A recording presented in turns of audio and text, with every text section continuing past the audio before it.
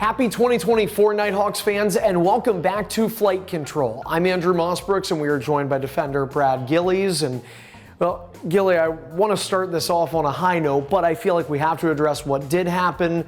Knighthawks unfortunately suffering that first loss of the season out in San Diego against the Seals. What kind of happened in that game?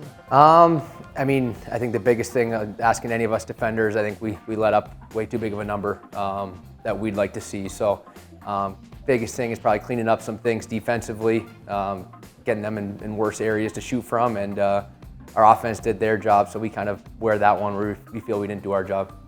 Last season, and I think a lot of fans will remember this, the Knighthawks started out 6-0, then had that first loss. This year, 3-0 and this loss. But when I talk about looking at positives, there are some you can pull from losses, right? I mean, nobody's going to go 18-0 in the NLL. Yeah, like I said, the offense looked great again.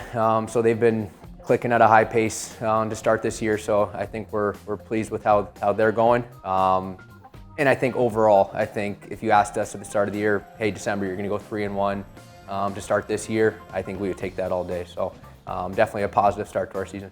How important is it to learn lessons from losses, right? I mean, you've obviously been playing this game for quite a while. There are some young guys on this team, which I want to ask you about in a minute, but to take a loss and not just dwell on negativity, but instead look at it as, hey, here's something we did well, but here's something we can learn from to be better next time. Yeah, I think we're still learning a ton of who we are kind of as a team, and learning how to win and learning how to beat one of these top teams in the league. So every time you kind of face one of those other teams that are right near the top, you get those learning lessons. You see maybe what you have to bring to kind of get to that top echelon of this league.